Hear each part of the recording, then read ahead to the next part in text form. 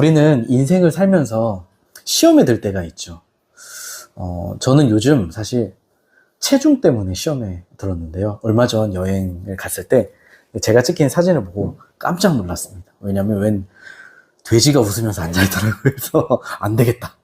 다이어트를 시작했죠. 그런데 영국에서도 저처럼 몸무게 때문에 시험에 든 사람이 있었대요. 그 남자의 체중은 무려 207kg. 사람들이 볼 때마다 어떻겠어요? 막 수근수근거리고 비웃고 뭐 의사가 또 살 안 빼면 조만간 죽는다 경고하니까 이 사람이 다이어트를 했는데 무려 382일 동안 다이어트를 했는데 얼마를 뺐냐? 125kg를 뺐다고 해요. 시험을 극복한 거죠. 또 한 번은 여름 어느 날 미국의 한 부부가 차에서 내렸대요. 불사 아기를 차에 놓고 내린 거예요. 근데 문이 잠기고 열쇠까지 잃어버린 상황이었대요. 그대로 이제 방치가 되면 아기가 이제 더위에 죽을 수도 있는 상황이었어요.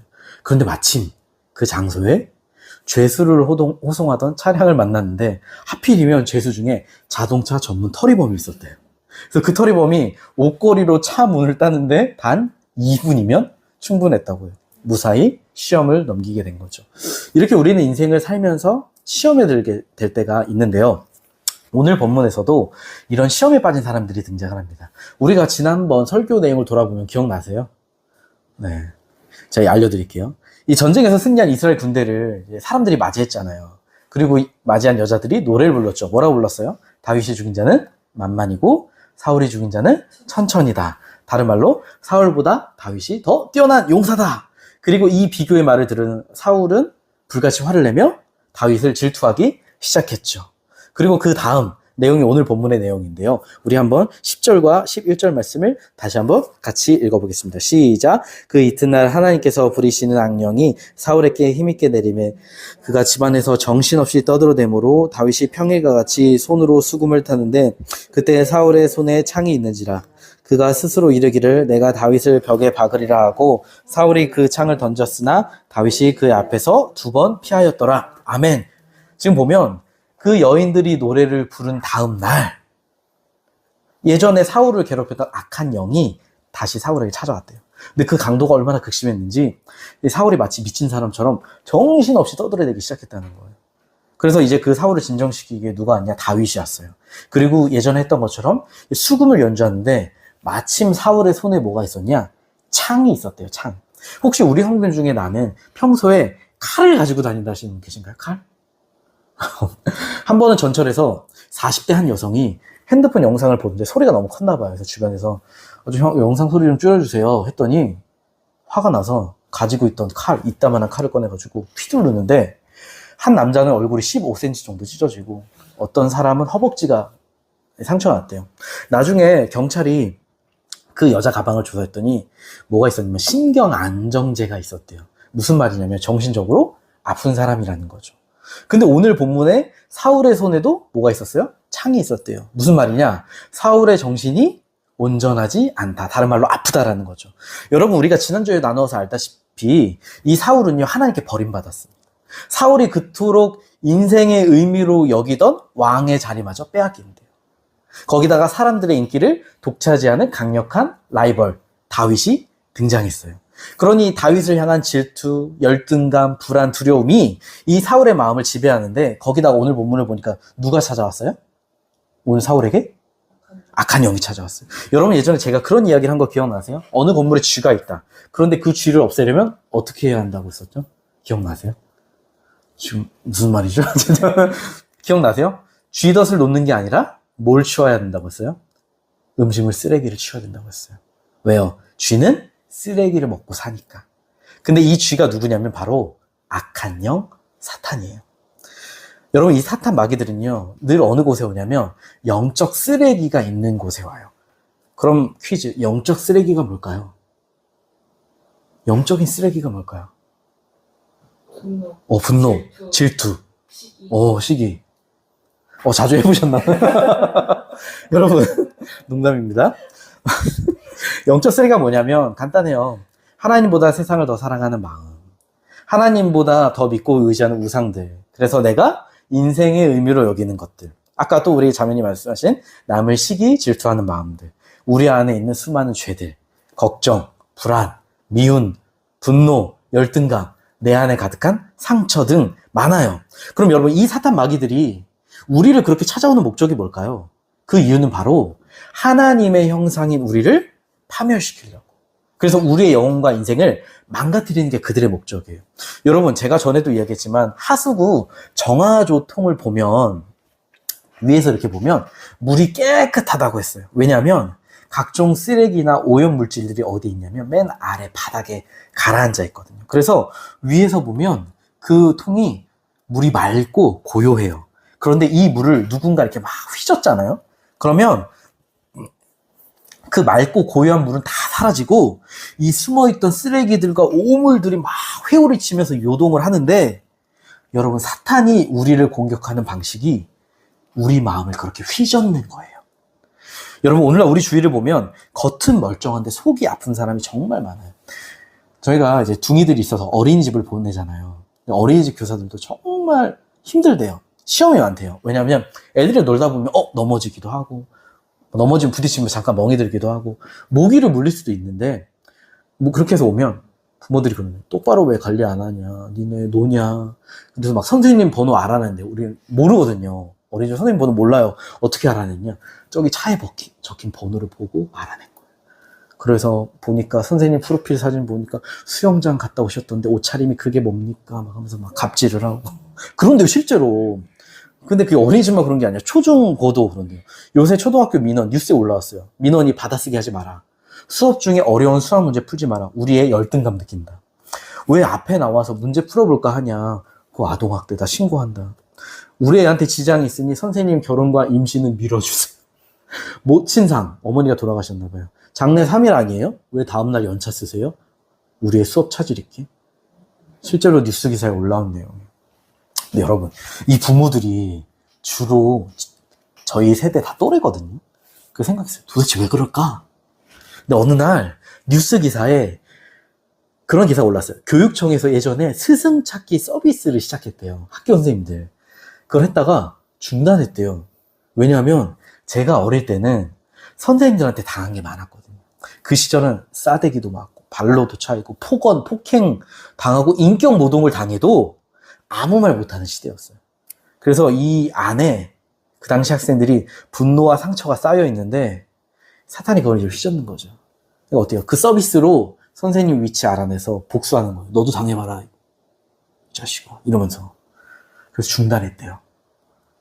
그래서 이제는 누구한테 해야 돼요, 그러면? 현재 교사들한테 해야죠. 풀어야죠. 그래서 그거 하는 거예요. 근데 여러분, 이런 이야기들이 비단 어느 한 사람들에만 이야기일까요? 아니요. 우리도 사실 사울처럼 창이라는 무기를 손에 가지고 있지는 않아요. 가지고 다니지는 않아요. 다만 뭘 가지고 다니냐? 이 말이라는 칼로 사람의 마음을 쉽게 찌르죠. 또 내가 가진 힘으로 나보다 약한 자를 짓밟기도 해요. 그래서 우리가요, 교회를 다녀도 예수님이 우리 가운데 안 계시잖아요. 우리 안에 영적인 쓰레기가 가득하면 언제든지 오늘 본문의 이 사울처럼 사탄의 시험을 당하는 인생, 남을 찌르는 인생이 된다는 거예요. 다르지 않아요. 여러분, 마음에 오늘 본문의 사울처럼 병이 있고 평안이 없잖아요. 그러면요, 돈이 많고 좋은 차를 타고 세상에서 잘 나가도요, 지옥에 살아요. 사울 보세요. 왕이잖아요. 권력 1위예요. 재물도 많아요. 근데 지금 지옥 같은 삶을 살고 있어요.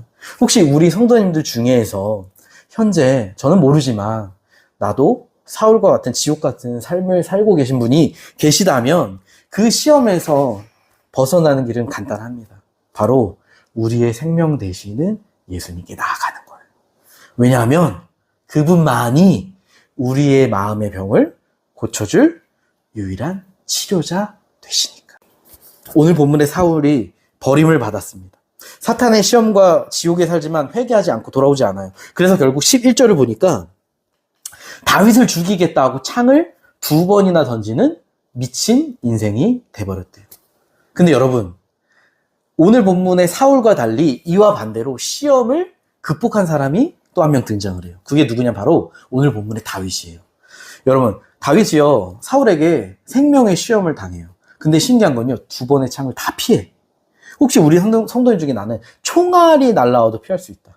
우리 해병대 가능합니까? 총알 쏘도 합니까? 안 돼요. 여기 계신 분들 딱 보니까 피구하면 맨 처음 죽을 분들이 많아요. 근데 생각해 보세요. 지금 다윗이 수금을 연주할 때 어디에서 했겠어요? 사울 근처에서 했겠죠. 어떤 자세로 했을까요? 왕 앞이니까 무릎을 꿇고 연주했겠죠. 근데 마침 사울의 손에 창이 있었대요. 무슨 말이냐면 이거는 다윗이 창이 날아오네? 라고 인지할 시간이 없었다는 거예요. 그만큼 급박했다는 거예요. 근데 그거를 다윗이 피해요. 그럼 여러분, 다윗이 원래 민첩해서 이걸 피한 걸까요? 그럼 어떻게 피할 수 있었을까요? 간단해요. 맞아요. 나는 깜짝깜짝 놀라 이렇게 정답을 얘기할 때마다.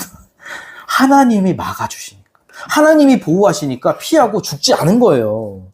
그래서 사울이요 12절에 이렇게 반응을 했대요. 같이 읽어볼게요. 시작.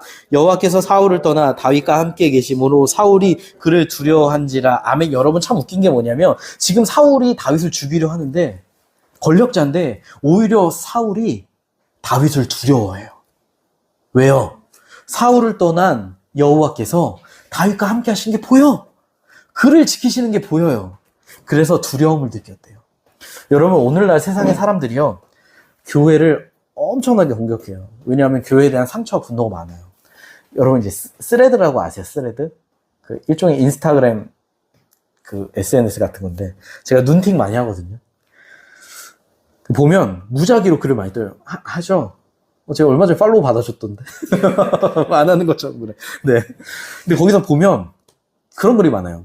교회에서 당한 부조리, 괴롭힘, 각종 에피소드를 보니까 참담해요. 보니까 이런 글이 올랐어요. 어떤 한 교회 담임 목사가 무인텔에서 어떤 여자가 나오다가 사진을 찍혔대요. 근데 그 여자가 부인은 아니겠죠. 근데 자기는 거기서 이상한 짓 안 했다. 그래서 뭐 부루마블 게임했나? 생각해서 교회에서 당신 그만두십시오 했더니 오케이 내가 떠나겠다. 대신 전별금, 이별금으로 10억 줘라. 그럼 안 주면 안 나간다. 그래서 난리가 났대요. 이름이 뭐 치유하는 교회인가? 그러니까 사람들이 그래요. 니네나 먼저 치유받아라. 니들부터 똑바로 해라. 라고 하는데 할 말이 없어요. 근데 여러분 성경에서 보면 세상 사람들이 교회를 두려워한 적이 있어요. 그게 혹시 언제인 줄 아세요? 그 구절이 나오는 데가 옛날에 제가 나눴는데 사도행전에 예루살렘 교회 성도들이 신앙생활 할 때 그 당시에는 그 교회에 두 가지 종류의 사람이 없었다고 했어요. 기억나세요? 기억 안 나시죠? 그럴 것 같았습니다. 첫째, 자기 걸 자기 거라고 하는 사람. 무슨 말이냐면 내 물건 있으면 기꺼이 내어주는 거예요. 네 거 내 거가 아니라 우리 거야. 그래서 내어주면서 서로를 가족처럼 여겼다는 거. 그래서 그 결과 두 번째 이익이 없었대요. 뭐가 없었냐면 가난한 사람이 없었대요. 왜냐하면 자주 같이 모여서 교제하고 예배하고 기뻐하니까 서로의 필요가 뭔지 알아. 누가 뭐 필요하다? 그럼 자기 걸 팔아서 그 가난한 자에게 베풀고 도와주니까 가난할 틈이 없는 거예요.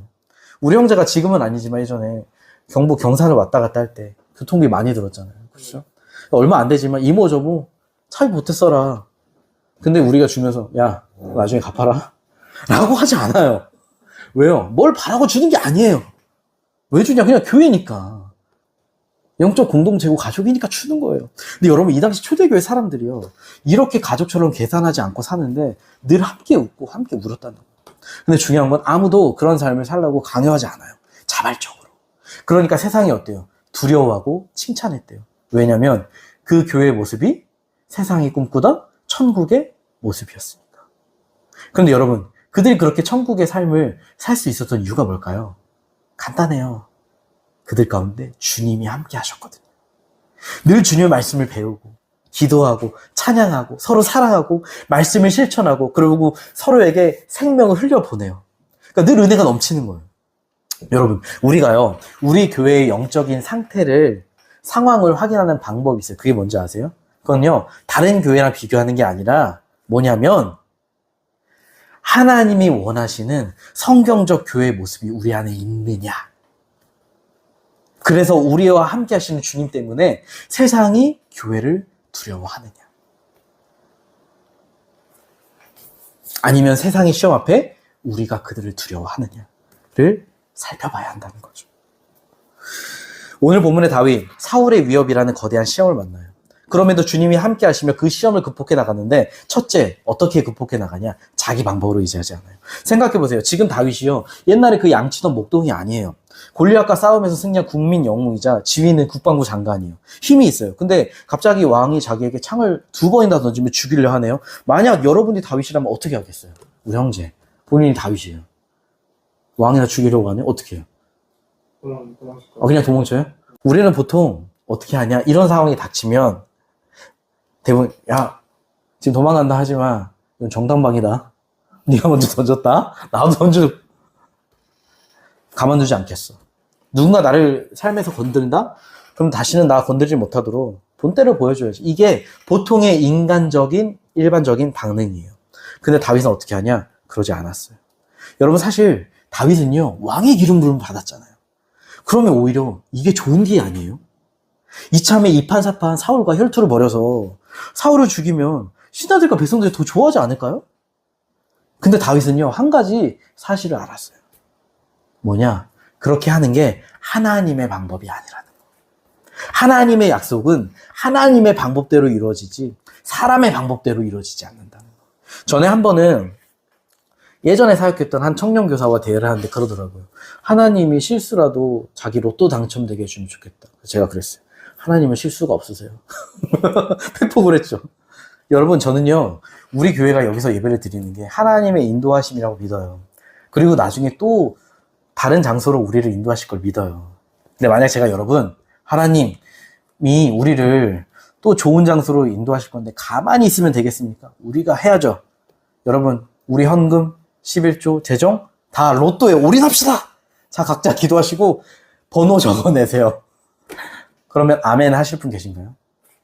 없죠. 왜요?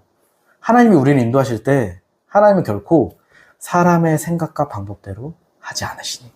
여러분, 성경에서 보면요, 하나님의 일을 방금 제가 했던 로또같이 이루려 했다가 실패한 사람이 있어요. 그게 누군지 아세요? 바로 모세. 모세가 누군지 혹시 아나요? 모세로 한 만화 드라마도 영화도 있었어요. 이집트 왕자. 왜 이집트 왕자냐면 모세가 아기 때 애굽 왕 바로의 공주가 있거든요. 그 공주의 아들로 입양이 됐어요. 근데 자라나가요. 근데 어느 날 자기 동족이, 이스라엘 동족이 노예로 괴롭힘 당하는 걸 본 거예요. 그래서 그 동족을 구하고자 이 애굽 사람을 죽였어요. 그럼 퀴즈, 왜 죽였을까요, 모세가? 갑자기 화가 나서? 아니요. 모세는요, 자기가 이스라엘을 구원할 사명자라는 사실을 알고 있었어요.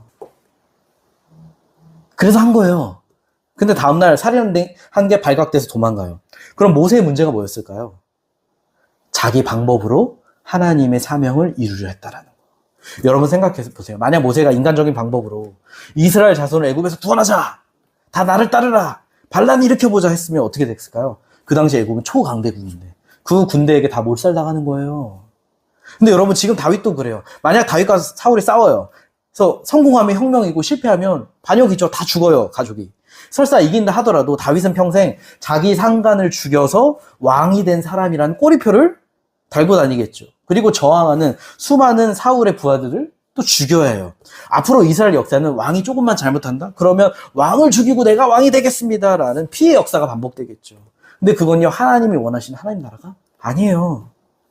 왜냐하면 하나님 나라는 사람의 방법과 힘이 아니라 하나님의 뜻과 방법으로 세워지는 곳이니까. 제가 전에도 이야기했지만 제 동네 친구들은 대부분 다 어릴 때 교회를 다녔어요. 근데 다 떠났죠. 어린 시절 교회에 상처도 받고 차별받고 맞기도 하고 왕따도 당하고 분노가 많아요. 근데 종종 이렇게 저희가 모이면 제가 있지만 항상 교회 욕을 해요. 야, 교회는 예수 믿는다면서 왜 그따위로 사냐? 자기네 직장에도 이렇게 있는데 다 이기적이야. 그런 말 많이 들어봤어요? 안 들어봤어요? 들어봤죠. 그 중에서 제일 문제는 목사야. 제가 앞에 있는데 그래요. 그럼 저는요, 싸울 수 있어요. 야, 내가 목사인데 목사 욕을 왜 해? 니는 깨끗하냐? 하면서 먹던 닭다리로 싸대기를 때릴 수 있어요. 그럼 이제 돌아올 수 없는 강을 건너는 거죠. 제가 그랬어요. 뭐라고 했냐면, 맞아, 교회가 타락해서 그래. 미안하다. 사실 예수님의 진리는 가짜가 아닌데 가짜 신자가 많아서 그래. 학교에도 보면 공부 잘하는 애도 있고, 공부하는 척하는 애도 있고, 공부 안 하는 애들이 있는 것처럼 교회도 진짜 예수를 믿는 사람이 있고, 자기는 안 믿는데 믿는다고 착각하는 사람도 있고, 교회를 자기 목적을 위해 이용하는 사람도 있고, 믿으려는 과정 중에 있는 사람도 있어. 근데 진짜 제대로 믿는 사람이 많지 않아서 그런 거야. 그래서 내가 교회를 시작하게 된 것도 진짜 하나님이 원하시는 교회, 성경에서 말하는 참된 교회, 그래서 예수님의 길을 함께 걷는 교회 하려고 이름도 함께 걷는 교회야. 제가 왜 그렇게 했는지 아세요? 말로 하면 논리로 싸워서 이길 수 있어요. 근데 제가 아직도 그 친구들 위해서 기도하거든요. 주님, 언젠간 이 친구들이 다시 예수님께로 교회로 돌아오는 날을 보게 해주세요. 근데 그 말을 듣고 난 이후에 이 친구들이요, 교회 욕을 잘 안 해. 오히려 교회에 대해서 물어봐요. 야, 교회 사업 잘 돼가냐? 개업식은 언제 하냐? 예배는 어디서 하냐? 재정은 괜찮냐? 나중에 얘기해. 보내줄게. 왜 안 다니 애들이 그래요. 여러분, 오늘 본문의 다윗이요, 사울의 공격에도 힘이 있는데도 인간적인 방법으로 맞서지 않아요. 아까 우리 형제처럼 힘이 없으면 도망가야죠. 힘이 있잖아요. 그렇지 않아요. 왜요? 자기가 골리앗을 이긴 게 하나님이 자기를 왕으로 세운 것도 인간적인 방법이 된 게 아니란 걸 아니까. 그럼 아마 이 이야기 들으면 그럴 거예요. 아니, 그럼 목사님, 지금 사울이 다윗을 미워하고 괴롭히고 죽이려고 하는데 그럼 잠잠히 당하고 있으라는 겁니까? 오늘 본문에서 다윗을 죽이는데 실패한 사울이요, 13절에 보니까 다윗을 천부장으로 삼아요. 천부장이 뭐냐면 1000명의 부하를 둔 장군이에요. 원래 다윗이 아까 뭐라고 했었어요? 국방부 장군이라고 했잖아요. 대장이라고 했는데 지금 갑자기 1000명을 담당하는 이 사람으로 강등이 돼요. 왜요? 사울이 자기 손으로 다윗을 죽이는데 실패하니까 얘를 전쟁터 보내려고. 전쟁터에서 가다 보면 싸우다가 죽을 수도 있잖아요. 그래서 어떻게 하면 다윗을 더 잘 죽일 수 있을까 고민하는데 마침 20절에 보니까 사울의 딸 미갈이 다윗을 사랑한대요. 근데 사울이 그걸 보고 좋아했대요. 자, 퀴즈. 사울은 왜 이걸 보고 좋아했을까요? 왜 자기 딸이 다윗을 좋아하는데 좋아했을까요? 네. 그래서 사위 삼아서 자기 가족으로 만들어서 자기 못 죽이게 하려고? 아니, 오히려 사울이 다윗을 죽이려고 했는데. 우리 형제 할 말 있어요? 네? 그 답을 21절에 바로 이야기해요. 같이 읽어볼게요. 시작. 스스로 이르되 내가 딸을 그에게 주어서 그에게 올무가 되게 하고 블레셋 사람들의 손으로 그를 치게 하리라 하고, 이에 사울이 다윗에게 이르되 내가 오늘 다시 내 사위가 되리라 하니라. 아멘. 지금 뭐예요? 자기 딸을 다윗 안내를 줘서 미끼로 해서 블레셋 사람들에게 죽게 하겠다. 여러분, 정상적인 아빠면 딸이 좋은 사람 만나서 행복하길 바라야 되는 거 아니에요? 근데 딸이 만약에 했는데 남편이 죽어요. 과부되는 거잖아요. 얼마나 마음에 깊은 상처가 생기는 거예요. 근데 상관없대요. 나는 다윗만 죽이면 돼. 한때는 하나님의 영에 충만했던 사울이 이제는 시기와 열등감에 눈이 멀고 아프니까 자기 딸도 자기의 야망을 위해 도구로 이용하는 괴물이 돼버려요. 여러분, 참 무서운 건요, 이런 사람들이 우리 가까이에 있을 수도 있지만 우리도 사울과 같은 사람이 될 수 있어요. 언제든지. 근데 그렇게 괴물이 된 사울이 다윗을 함정에 빠뜨리기 위해 25절이 이렇게 말했대요. 같이 읽어볼게요. 시작. 사울이 이르되 너희는 다윗에게 이같이 말하기를 왕이 아무것도 원하지 아니하고 보복을 사람들의 포피 100개를 원하신다 하라 하였으니 이는 사울의 생각에 다윗을 블레셋 사람들의 손에 죽게 하리라 함이라. 아멘. 이게 무슨 말이냐면 이 당시 이스라엘 남자들은 혼인할 때 풍습이 있었대요. 장인에게 신부 값을 지불해야 돼요. 그러니까 예를 들면 우리 형제가 어떤 자매랑 결혼하면 그 자매의 아버지에게 신부값을 내야 되는 게 이 당시 풍습이었대요. 근데 다윗은요, 잘 나간 집도 아니고 부자도 아니니까 왕의 딸과 결혼하려면 얼마나 많은 신부값을 내야 되겠어요. 그러니까 사울이 그래요. 야, 난 돈 필요 없다. 대신 너 블레셋 사람들 포피 100개를 가져라. 포피가 뭔지 아세요, 여러분? 포피가 뭐냐면 남자의 생식기의 끝부분. 그러니까 다른 말로 블레셋 사람 100명을 죽여서 그 생식기 끝부분을 하나하나씩 다 잘라서 나에게 가져와. 그러면 내 딸 줄게, 너한테. 여러분 생각해보세요. 혹시 우리 성도님 중에 나는 초등학생 100명, 6학년 100명과 싸워서 이길 자신이 있다. 있습니까? 100명과. 여러분, 한 프로그램에서 프로 격투기 선수 1명이랑 일반 남자 4명이랑 붙었대요. 누가 이겼을까요? 일반 남자 4명. 맞아요. 시작하니까 남자 4명이 우르르 달려서 그 다음에 넘어뜨린 다음에 밟으니까 못 이겨요. 천하의 손흥민도 한 영상에서 일반 그냥 여자 100명 뚫고 골 넣어봐라. 못해요? 하다 지쳐서 손흥민도 안 돼요. 그게 100명이에요. 근데 그 100명과 싸우는 것도 그런데 여러분 자기 부하들 몇 명 데려간다 해도 싸워서 그 100명을 다 죽이고 한 명 한 명 옷을 다 바지를 벗겨서 그 포피를 짜리고 챙기면 시간도 오래 걸릴 텐데 그러면 적들에게 발각되겠죠. 그러다 다 죽는 거예요. 그러니까 그래서 사울이 그걸 알고 함정을 판 거죠. 너 그러다 죽어라. 그런데 그 함정의 결과가 어떻게 되었냐? 27절 말씀 같이 읽어볼게요. 시작. 다윗이 일어나서 그의 부하들과 함께 가서 블레셋 사람 200명을 죽이고 그들의 포피를 가져다가 수대로 왕께 드려 왕의 사위가 되고자 하니 사울이 그의 딸 미갈을 다윗에게 아내로 주었더라. 아멘. 뭐라고 하냐면 다윗이 자기 부하들 몇을 데리고 와서 블레셋 사람을 죽이고 포피를 가져왔는데 100명이 아니라 몇백 명을 죽였다? 무려 200명. 그러니까 사울이 어떻게 했어요? 충격을 받은 거죠. 여러분, 다윗이 이런 사울의 시험과 함정에도 불구하고 그것을 이겨낼 수 있었던 비결이 뭘까요? 빙고. 14절을 보면 뭐라냐면 여호와께서 그와 함께 계시니라. 그래서 다윗에게 지혜가 있었대요. 그럼 여러분 여기서 지혜는 누구의 지혜일까요? 그렇죠. 하나님의 지혜죠. 여러분 지금 사울이요. 사람의 지혜로 다윗을 죽이려 하고 있어요. 근데 문제는 다윗에게는 뭐가 있어요? 하나님의 지혜가 있어요. 그러니 사람의 지혜가 하나님의 지혜를 당하지 못하는 거예요. 제가 전에 이야기한 적이 있는지 모르겠지만 전에 한 번은 스리랑카로 단기 선교를 갔다 왔어요. 같이 갔다 오신 분 계시네. 마지막 사역으로 힌두교 학교에 갔는데 힌두교는 다신교예요. 벽에 신들이 엄청 많아요. 공연하고 제가 설교를 하는데 저기 있는 신들은 다 가짜다.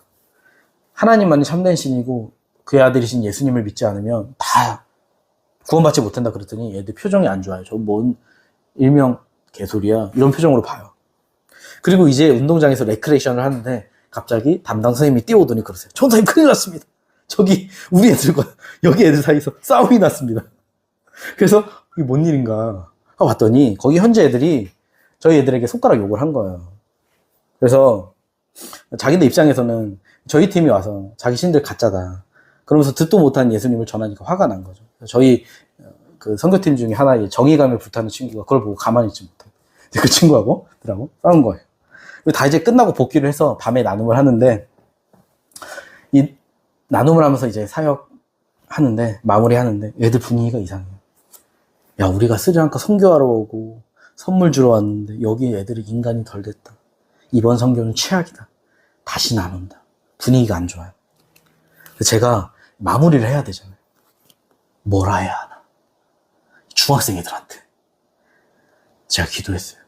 주님 제발 지혜를 주십시오. 마무리 잘할 수 있게 해주세요. 그랬더니 딱 주님께서 딱 한 문장을 주세요. 뭐라고 주셨을까요? 딱 이 한 문장을 주셨어요. 뭐냐면 기쁘다고 해라. 제가 박수를 치면서 여러분 이야기를 들으니 참 기쁩니다. 그랬더니 애들이 뭐야 이러면서 다 쳐다봐요. 제가 그랬어요. 여러분 우리 선배들은 항상 복음을 전할 때 환영받기도 했지만 핍박과 조롱을 더 많이 받았습니다. 선교는 그런 거예요. 여러분들은 여태껏 사람들이 보면 박수 치면서 환영받았죠? 근데 오늘에서야 처음으로 조롱을 받았습니다. 그래서 저는 너무 기뻐요. 여러분이 오늘에서야 진짜 선교를 했구나. 예수님 전하다 핍박받았구나. 여러분 이제 한국 돌아가면 복음 전하다가 오늘 같은 일 많이 당할 거예요. 그래도 우리 포기하지 말고 예수님의 길 따라갑시다 했더니 갑자기 공기가 달라져. 애들 마음에 그랬구나. 내가 오늘 진짜 선교를 했구나. 마음이 막 불타오르는 게 느껴져요.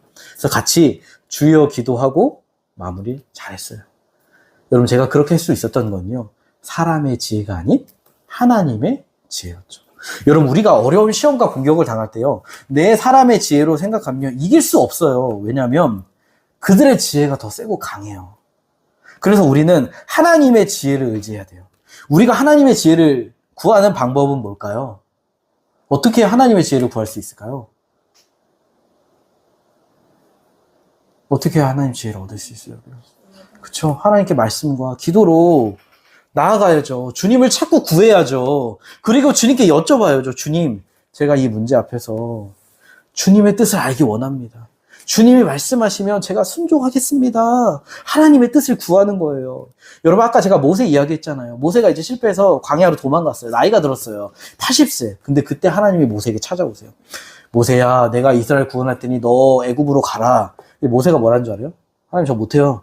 안 할 거예요. 아, 제가 뭔데 거기 갑니까? 가서 백성들 풀어주라 말합니까? 아니, 그리고 구원할 거면, 진짜 제가 젊었을 때, 머리 좋고 힘 좋을 때, 제가 구원하려고 했을 때 그때 하시지. 지금은 나이도 들고 머리도 나빠지고 힘도 없는데, 왜 그때는 실패하게 냅두시고, 이제서야 하십니까? 저 안 갑니다. 여러분, 왜 하나님께서 모세가 80세가 된 이때에 찾아오셨을까요?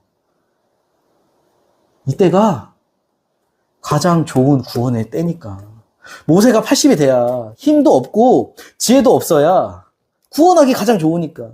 그래야 모세가 자기 힘과 지혜와 방법을 의지하지 않고 하나님의 지혜를 의지할 거 아니에요. 여러분 하나님께서 애굽 구원하시는데요. 아니 애굽으로부터 이스라엘 구원하시는데 신기한 건 이스라엘 중에 죽은 사람이 아무도 없어요. 오히려 나올 때 애굽으로부터 금과 은과 의복을 받아요. 근데 모세가 한 건 뭐예요? 순종밖에 없어요. 여러분 우리는 항상 실수하는 게 뭐냐면 우리 인생에서 하나님의 뜻과 방법이 가장 베스트라는 걸 늘 잊어요. 믿지 못해요. 그래서 항상 뭐가 먼저 앞서냐? 내 계획, 내 지혜, 내 방법. 그러다가 어때요? 실패하죠. 여러분 제가 어느 날 예담 예찬이를 어린이집에 데리러 가는데 그날 한 5분에서 10분 정도 늦었어요. 아내가 좀 늦게 끝나고 제가 데리러 가는데 딱 갔더니 애들이 표정이 그래 아빠 왔는감? 오늘 좀 늦었네?